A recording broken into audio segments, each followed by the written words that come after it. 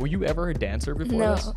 absolutely not. In school, I remember one instructor told me that I danced like a soldier. I was like, that's really offensive to so many people. I am not from a musical background, right? You're not? I didn't know that. When I did my first cover, I didn't know how to do a cover or like how to record a song. You are one of the first to take us up there. Has that affected you? For me, what happened was there's so much of expectation. Oh, yeah, next song, when is the next song? I want to take my time. You have a very known presence there. What's that like? It's chaotic. I do playback for Bollywood. Is it hard to sing in their language? There's two sides to it. I just recorded my voice on a track that was produced by AI. It's scary, to be honest. Me in the studio is like a different person. I want it the way I want because I always want to do something that makes sense and stay true to who I am. I'm always doing risky shit and I will continue to do that because that is who I am. This year, my album is called Super catchy, by the way. You Don't Know the Others Yet. Oh, that's right. I want my specific industry, that's music, to have its own identity. All of us kind of pooling together to say, this is iconic Sri Lanka. I can say this, right? I can say this. I'm awake now. Are you a morning person at all? No, not really. So evenings is more your thing? I think I used to when it has changed during the past 10 years. I think when I was in my like early 20s, it was like I was an early bird, and then in the middle somewhere, just like I became a night person. Okay. But I couldn't sustain it. It was just a bad cycle of sleeping and all of that. So then I was like, I'm just gonna wake up like at a certain time and Don't mention the time. try to go to bed at a certain time. So now I try to stay in that middle. That's fair. Plus, you also like you're performing, you're writing songs, and sometimes when that creativity flows, it goes on to the night, right? So I mean, I don't like I don't stress myself like, oh my gosh, I have to sleep right now. But I'm just like, okay, I just try to sleep. But then if I'm working, if I'm doing a shoot, or like if inspiration hits in the night, then I would obviously work. I'm really curious to understand how that creativity hits you. Because for me, dude, like sometimes like I'm in the shower, or I watch something in a movie and I hear a line and I'm like, oh, that's so good. I need to expand on that. What's that process for you like? I think it depends. Like there's no one thing. Sometimes somebody like sort of like gives me the lyrics and I'm like, oh, this is cool. I'll write a melody on top of it and produce a song. Sometimes it's just random as I have a picture in my mind. Yeah. I get this random. Let's call it an album art. And then I'm like, I will write a song for that. Nice. So it's just really random. That's beautiful though, because you have a visual and you have a vision for what it is already. I think most of the time I'm more of a visual person. So I get a story in my head, and then I'm like, because if you take most of my songs, even in the album Kella, or like the ones I've done before, IA and all of those songs, it's all inspired by true events. It's either my life or someone else's a story that I've heard. So for me, that story really matters when I write a song. I was talking to a comedian, Sashi Pereira. I don't know if you met her while she was here in Sri Lanka. She's super funny, Sri Lankan born from Australia. And she talks about how comedians use comedy as therapy to get over something that hurt them in life, or whether it was a traumatic event. Is there anything about your music that you would utilize as something to get over some sort of, whether it's small trauma, big trauma? Is there ever been a moment where it reflected in your music? Yeah, definitely. I think all the time. Because that's when my melodies are, this is probably subjective, but I think I do really well when when it is inspired by something that I've experienced, or like an event. It could be happy or sad or like whatever, but then the emotion that comes with that story is, I think, more pure, and I get to convert it sort of into music. And that's pretty cool. It's just amazing. And dude, it's very interesting for me also. You've been slaying it and killing it, over the past few years. I mean, you've been doing it for a really long time, but the past few years have just been on an upward skyrocket rise with being on the Spotify billboard in NYC, which is really cool. But then you also recently released a new line of clothing here in Sri Lanka. What made you kind of branch out, going into now merchandise all of a sudden? It was something. So the clothing line is called Licensed.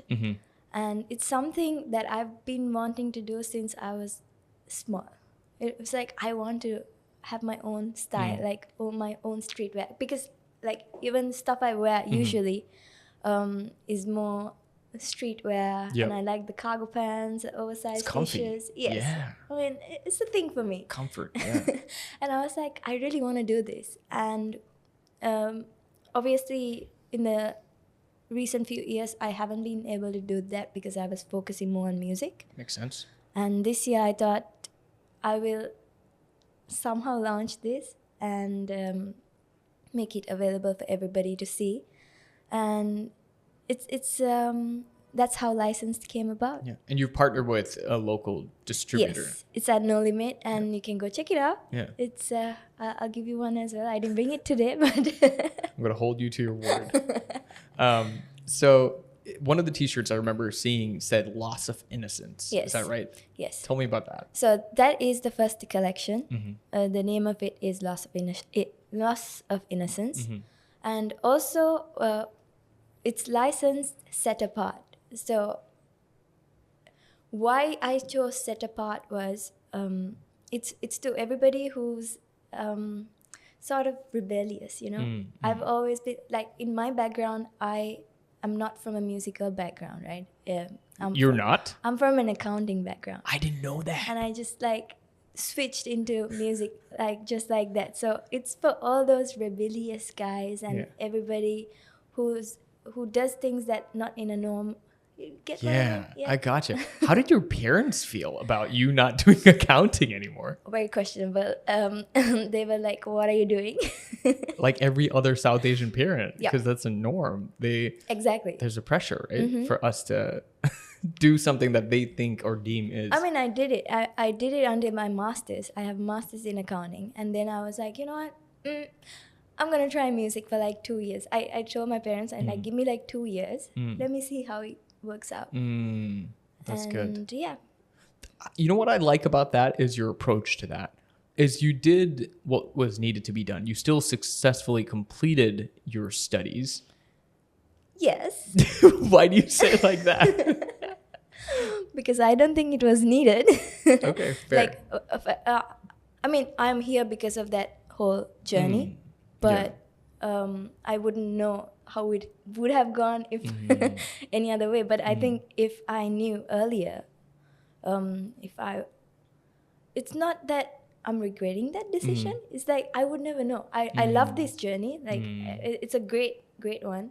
But I'm saying to whoever who's watching, if you want to just do it, just go ahead and do it. That makes sense. You definitely need to.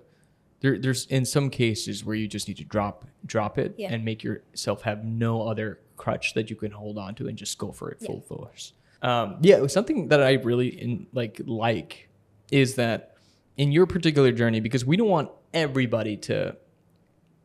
Maybe we do. I don't know. Maybe that is like your thing. Maybe you do want everyone to be like, hey, you know what? Follow. Your management is very loud, which is great. We love acknowledging them. You have no idea. Really? You have to come to the office. Give me some stories. It's very loud.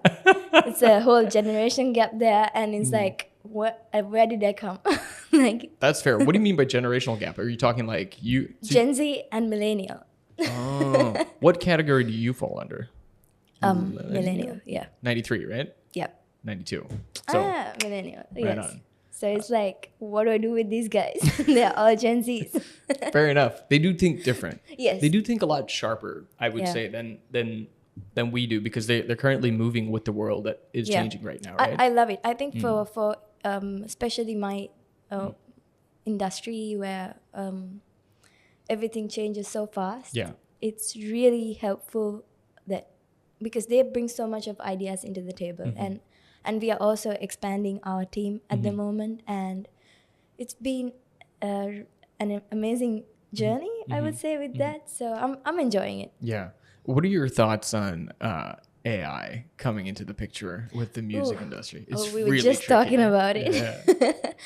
It's very tricky. Yeah. It's scary, to be honest, because like I think it's something really new at the moment, and there are no laws. Nobody knows what's happening at the moment. So I mean, obviously things have become easier than it was in terms of, I mean, the time spent on working on something is lesser because of AI. That's right. Yeah. However, it's also a bit scary. It is.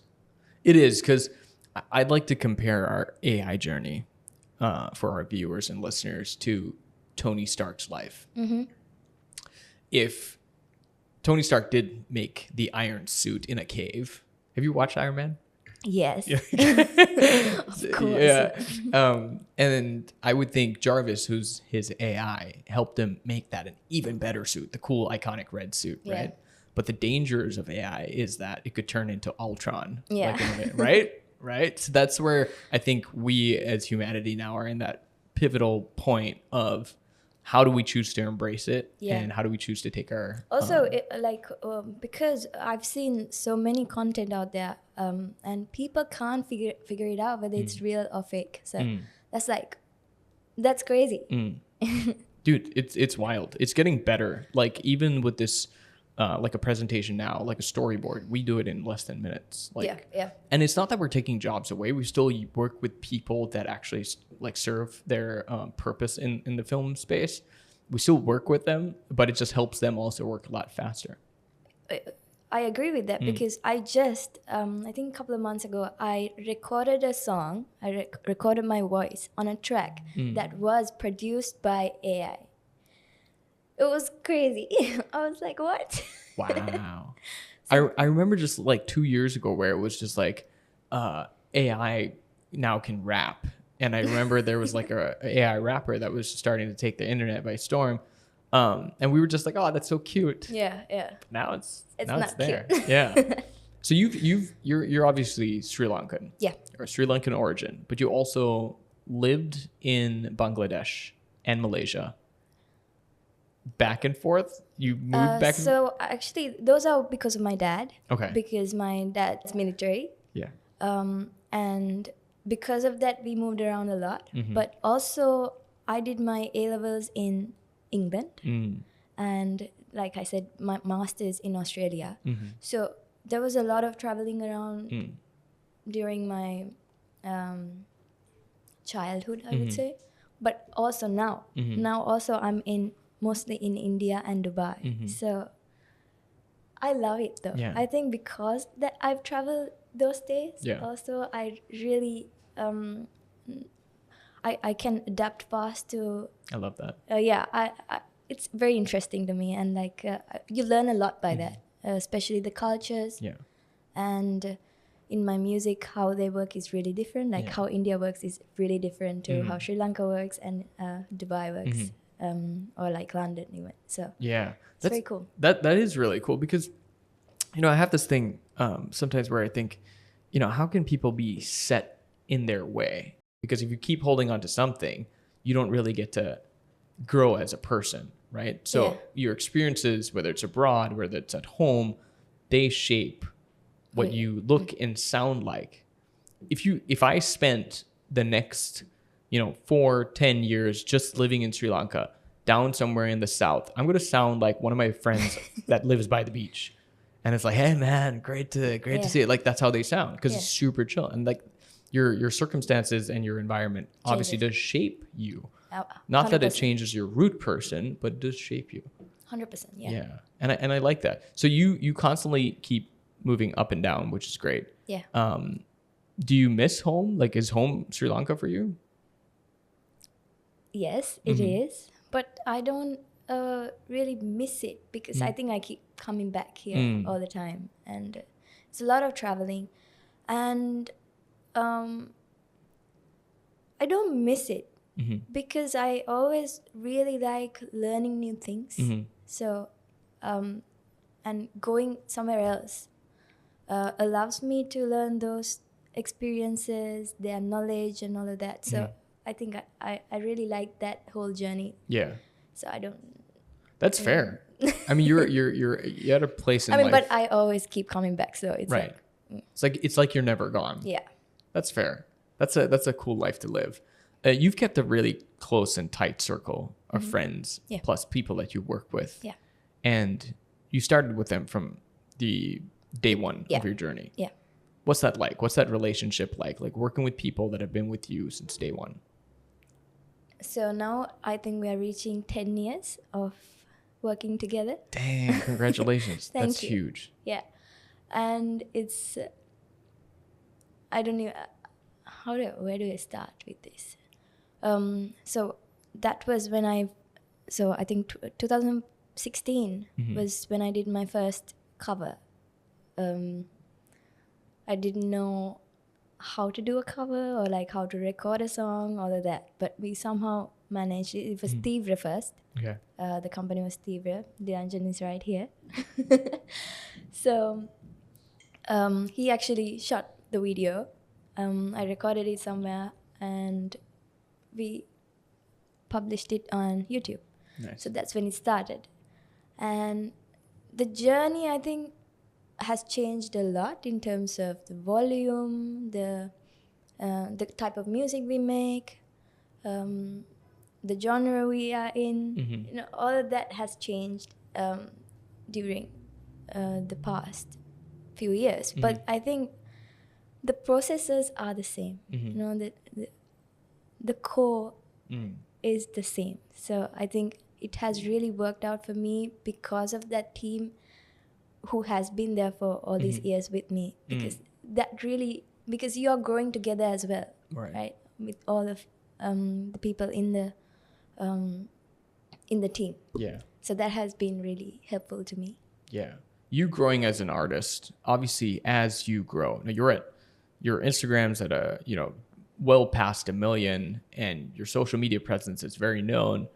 And this is, I could be wrong, but you are one of the first Sri Lankans to go this big. I believe so. I'm gonna say yes. Like, I'm not too sure. From the music side, in my opinion, I would say you are one of the first to take us up there. Has that affected you? I mean, obviously you're well known. Can you walk on the street? Are you able to walk on the street? Are you swarmed by people every single time? Does it get to you? Does it affect you? This is a very big topic. Yeah. It's a real thing, right? Yeah, People forget that, hey, when I do get successful and I do get famous for what I do, there's the other side to it that people don't see. Yeah. Does that ever affect you at all? 100%. Yeah. I think it's a byproduct of what you're doing. Like, I'm doing music and it's just gonna happen. And I need to just navigate it better. But it did get to me because there was more than the public, like when I go anywhere, it's not about that. For me, what happened was like, there's so much of expectation. Oh, yeah, next song. When is the next song? Sort of that kind of pressure from everywhere. Wow. So that gets to you because I want to take my time and do my music, my creations, my albums, my EPs. Because I started a little late in my career. Like, I started music a little late in my life. So I'm also pushing to do more. But then there's like a limit. Yeah. And especially when you're just trying to make pop music and not experiment, just do this, just do this, just do this. It's like sort of like a formula. Yeah. And then it gets very boring. Like, you don't want to do that. I want to do the music I like. Yeah. which is I think always the problem of the record label and you just like fighting with each other. Right. Which is quite normal in this industry, right? Which has to be there, I think. So I think that did affect me, because when I went to India also, there's always music that's coming from the label, and I'm like, I don't like it, then do this, and I don't like it. So, you know, back and forth. But then I got to a balance, sort of. Okay, I will do the things I like separately while doing the other one. So I think right now, I think this year only I'm getting to that position of understanding. What's that like working with, I mean, India it's just a massive neighbor right next door to us. And you've obviously, you've linked yourself there. You have music there. You have a very known presence there. What's that like working in their side of the industry? It's chaotic. Ooh, it's really chaotic. Because like, I think in Sri Lanka, we are more chilled out. You know, people take their time doing things. I love it. I love it. I like to take my time and do things, you know. But in India, the moment I went, that was the first sort of change I saw. It was like everybody's working so fast, so chaotic, it's so loud, it's so overwhelming. But that's how they are. Yeah. That's how what they're used to, and it's normal for them. And when they come here, they're like, "Oh, everything's just so slow." Because they would record a song today, do the music video tomorrow, just release it 2 days after. So that kind of processes they have in place to just do their thing. Yeah. Which is really cool. That's a content machine, right? That is crazy. Can we ever get there? I have no idea. Probably we can. It'll take some time, I think. It definitely will take some time. I think there's obviously more access to equipment, more technology. I think more experience in sets, like bigger sets. They have bigger budgets. So automatically they have, I think, more expertise in the industry. You think that that's because there's a value to it, right? I mean, even in Sri Lanka, there's a lot of value for Indian cinema here. Yeah. There's a value that's built because it's there. You think that if we spent some time creating that value for the next generation to fully understand, hey, this is value. Because right now it's very cynical, right? Somebody does well, it's like, oh yeah, he's doing this, this, and this, or she's doing that. But there's a but to it, right? So it's never like, hey, let's fully celebrate it. Yeah. She's doing great. Let's invest more into it. Let's see how we can grow this thing. I think it's just fundamentally like that value component, I think really should be there. And we're doing some stuff, hopefully, that creates value, people to appreciate. You're obviously, what you're doing is creating value for the music. Yeah. And obviously now you're venturing into cinema as well. Am I not mistaken? It's probably the music in the cinema. So I do playback for Bollywood. I did, so Manike was one of the Bollywood that's right, playback songs, and I did a song called Jada Nasha for a movie called An Action Hero movie. Action Hero, yeah. And the movie was called Action Hero? Yes. That's like a Jason Statham movie. It's like Jason Statham just goes the mechanic or working man. Action hero. Let's go. An action hero. That's awesome. And there was another Telugu song I did for another movie, and Popopo for Tamil movie. So it's like there's a lot of playback also happening. Nice. Is it hard to sing in their language? So there's two sides to it. I say, because I don't know Hindi. I don't speak Hindi, but I sing in Hindi. But the issue with that is my pronunciation is not 100%, obviously. Okay. So when I'm singing live, it's not a problem. But when I'm voicing for another actress, then it's a problem. So I have to work harder to get the pronunciation. I have to go for classes. I have about 3 lyricists and what do you call it? So checking my pronunciation at the studio while doing it. So it's a lot of work. when you mentioned, and this is just for folks that don't fully understand how Bollywood, like Indian cinema works, it's they're singing a song in the movie that you are singing, but they're kind of miming the words. Yes. Right. You know, Bollywood Right. has a lot of songs, like in the movies. So they are sung by a singer. So that's called playback singing. That's what it's called. Yes. That makes a lot of sense. Sorry. I knew that. My bad. I should have started there. That's cool. So, wow. And plus, it's really rare that you would actually see the actual actress or actor being the actual singer in the song, right? Yeah. Because that's their thing. That's like, for example, I was just telling this in another interview. Udit Narayan, who's a singer, a playback singer, has 25,000 songs sung in his lifetime. Wow. I can't even fathom that. Well, that just goes into what you were saying about the Indian industry. It's just like overnight they're pushing stuff. They've got no time. Is that detrimental to your health? Perhaps. Because I do get it. Like I do get, like, whenever we go to the West, it's like their system is different. Yes. Sri Lanka's system is different. Their system is much more different than the Indian system anyway. Yeah. That's right. So you've branched out in India. Are you thinking of doing stuff anywhere else in the world? Yes, I just signed with Pop Arabia. Amazing. We went for a writing session in Abu Dhabi. That was really cool. Cool. I'll come back to that. You're Come back to that later. Yeah. We did a few. So I went to London just a few months ago and did some writing sessions there as well.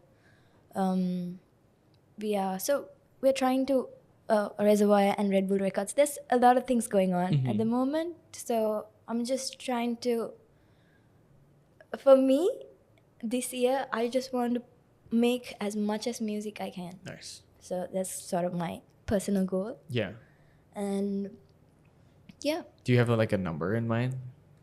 I don't. 25,000. That's impossible. Fair. Well, one guy did it from India. Just like. That's great. Yeah. That's cool. I don't even know. We toured actually. We with Udit Narayan, we went to Melbourne and Sydney. And I'm like, how did he do this? Yeah. But it's a lot of playback singing, obviously. And I'll come back to the writing. Okay, now my butterfly mind is just flying away. Hold on. We said, okay, writing session. Yeah. So I'll tell you what a writing session is. You put from the record label, they sort of curate sessions where there's a producer, there's a writer, there's a singer, usually, and a lyricist. Like there's about 4 people in the room. Okay. They just put you inside the room, make a song. So you get about like 6-7 hours to produce a song. Okay. And you come up with a song and figure it out after that, what to do with it. So we had a session in Abu Dhabi and London, 2 sessions in London, which was, I think, these were my first writing sessions that I've ever done. So it was really cool. Because you're with a bunch of musicians who's in your vibe. Yeah. Put together in a room just to make music, which is like amazing. Yeah. That's cool. Have you ever been in a writing session where you've not vibed with the person? And you don't have to mention names, obviously. No. But how do you tackle something like that? Because in the creative field, you're going to come across, whether it's a client, whether it's a sponsor, there's going to be something where you're going to butt heads on. Yeah. How do you personally tackle that? So me in the studio is like a different person. I want it the way I want. I want what I want. Yes. So I'm always like into sort of like somehow figuring out a way how I will get my input put into, even if it's a note, even if it's a word, or the snare is in the wrong place, like something like that. So I don't think I've come to that spot yet. Yeah. Because I've only done like maybe like 8 to 10 writing sessions at the moment. But I will tell you in the future. Yeah. Let's run it back in 5 years. Yes. You carry, I feel like a lot of artists or a lot of Sri Lankans, whether it's on the film side or music, whatever industry they're from, I feel like there's a lot of pressure because of you are Sri Lankan also, that you represent the country at the same time. Mm-hmm. Whenever you travel for all of these events and you're with your growth, obviously you're growing at a rapid pace and you have been, is there ever a sense of pressure and responsibility of what you say, what you do, what you sing about? Yes. I didn't really think of it that way, but yes, definitely. It's not just about that though. It's my team. It's my friends, family, myself, because I always want to do something that makes sense and stay true to who I am. Yeah. So I always try to do that, and I think it just unravels that way. Yeah, fair enough. I'm a person that believes that if you hold on to, like, vision is important, right? If you don't have vision, what are you working for? Mm-hmm. And you mentioned this earlier as well. Like, there's a vision, and then you write a song. So you're doing it a song at a time.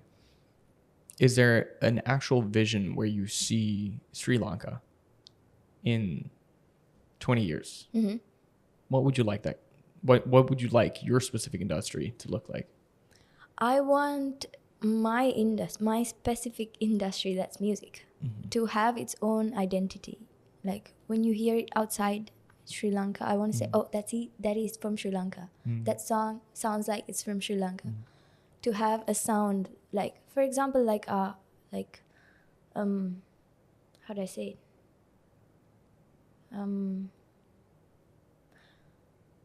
Like when you hear an Afro song, you know it's an Afro song. I want that for a Sri Lankan song. Yeah. For Sri Lanka. What do you think? Sri Lanka is so interesting to me because, I find out when I listen to something like the Gypsies or something. Yeah. And then I find out, oh, that's Portuguese inspired. Yes. And I'm like, I forgot we were colonized. And then I forget again, like when you hear a sound, you're like, oh, so you're colonized by the British. And so there's these unique sounds, and sometimes you can always trace it to some part of the world. Yeah. Like we're a concoction but of... not Sri Lanka. Right. Right. And that's where I feel like we're at such a unique time, because there are people coming back. There is investment coming back to Sri Lanka. We're at such a unique time to create a new identity for what is Sri Lanka. I think that's in my opinion, our first question, and we need to find the answer for is like, what is Sri Lanka? What do we sound like? Yeah. Let's define that. What do we look like? Let's define that. And that comes through the arts, right? That comes with what you do. That comes with what I do. That comes with all of us kind of pooling together to say, this is iconic Sri Lanka. Because everybody knows what Times Square looks like. Yeah. Everybody knows different parts of American culture. Why can't we have that same thing? Yeah. And I'm excited. I'm super excited, dude. Like, I'm super excited of what that potential future is about to look like. Yeah, I am too. Yeah. So what do people need to look out for this year in 2025 from Yohani? More singles that we can jam to? Yes. I love your last track, by the way. It was so cool. Thank you. Yeah. Thank you. So, sorry, my brain just glitched. That happens to me too. Like sometimes somebody's talking to me and I'm like, what? I say it's ADHD and my wife says, stop saying that to people. I'm like, oh, I keep saying that as well. Right? I know. It's like, see guys? See? Yeah. But That's good. But this year, so my last album was Killer. It's more loud, fierce, very young, rap, all of that was there. This year, my album is called Adare. It's more intimate, and it's about love. Yes. And there's 8 songs. First one was released. It's called no.expert. But the super catchy, by the way. Thank you. Liked it. No, #1 trending on YouTube. But you don't know yet. You don't know the others yet. Oh, that's right. We don't. It's very interesting. I love this album because it has such a quirky vibe, and there's I love it personally. I hope you guys love it too. Fingers crossed. But you'll get to see it this year. And so that's the album. I'm also working on an EP separately. That is sort of, I can say this, right? I can say this because I don't think I have said it out loud. So the EP is gonna be a more rap, hip hop. It's more groovy, I would say, dancey, all of that. So that I'm doing an EP, just because I haven't done an EP. So that's happening. Apart from that, I'm doing some collaborations in India also, and some singles. So that's happening separately from, or that's happening in Sri Lanka. So those are going to be my goals this year for music releases. Apart from that, I'm also focusing on my live performances. Nice. So the first one we did this year with Outright Stage called with Outright Stage, a Yohani live in concert. So that I want to continue doing in other parts of the world as well. Yes. That's amazing. That's super exciting. Is there, so you're releasing this as you go out through the year, or is it all coming out at one point? So my first album was just, I put everything out at once. I thought this year I'll just gradually release it to see how it works. That's exciting. Because then I get more time to focus on one track. Yeah. Because otherwise I'm also just like, oh no, everything's gone. Yeah. It's like, I can't remember. That's fair. And then you start the next one. Exactly. All over again. So, and it's such a, like, I want you guys to hear my music. So I think this way I can do it better. I'm excited to hear this. Yes. I was going to ask you, I watched one of your music videos and like, dude, your dance skills are like up there. Were you ever a dancer before this? No, absolutely not. Have you seen my first videos? I look like I look just robotic. I look AI. You're saying that. I think AI is better now. Like, it's learned better how to do it. So no, I wasn't. Wow. I used to try in school. I remember one instructor told me that I danced like a soldier. I was like, that's really offensive to so many people. Soldiers around the world, they're like, what? How is this a thing? But then I realized, and I was like, so that was like in the past, right? But when I think I really, so as a performer, as an artist, I think dancing is very important to me for Yohani as on stage and all of that. So what I realized was I will learn it. So I had dance classes here in Sri Lanka, but I think when I went to India, I got more exposed to their dancing. And obviously I'm with T-Series. I'm signed to T-Series in India. So they pushed me also into going, exposed me to their dance instructors and choreographers. So I think that really took it to another level. Yeah. And I learned it. I was like, okay, always just going for classes. Is there anything in you personally that you feel like, I don't want to cross that line, it might come off taboo? Because Sri Lanka is a little bit, I mean, we're not as conservative as we used to be, like with, like kissing on screen is like never done in Bollywood. I don't know if that's true, actually. Bollywood, I've never seen them kiss in movies, right? Have they ever kissed in movies and stuff? Yes. They have? Yeah. Oh, I've always seen like they're gonna kiss and then they look the other way. Let me show you. Run it back. Run it right now. Is there anything for you that's like, because you are now spearheading this for Sri Lanka in this field, that you're like, okay, I think it's time that Sri Lanka kind of like branches out? Or for myself, I think we kind of just like do something a little bit more different, a little bit more risque. I'm always doing risky shit. Yeah. Shit. I mean, if you check out my videos, it's always like something crazy, and I will continue to do that because that is who I am. Like, I like to take that risk. Might not be the greatest move I make, but I will continue doing that. But that's, I don't think it's a problem for me. Yeah. pushing that boundary, pushing that edge helps people grow, exercising that muscle. Yeah. Because for, if people didn't do that, men would still look at ankles. Remember like how women used to wear like dresses and they look, oh my gosh, they had ankle. Sorry. It's still there. It's still a thing. That's right. Feet pics. I heard feet pics are a thing. People make a lot of money doing that. Yep. I've come across a person that told me, it was like, yeah, I put my feet on certain sites. But dude, this has been awesome. I'm very excited for what's to come. And I think Sri Lanka is very proud and excited to see where you're taking us next in the world. So just thank you. Thank you for being here. Thank you for being on the podcast. Thank you for having me. Absolutely. All right. Well, thank you, everybody.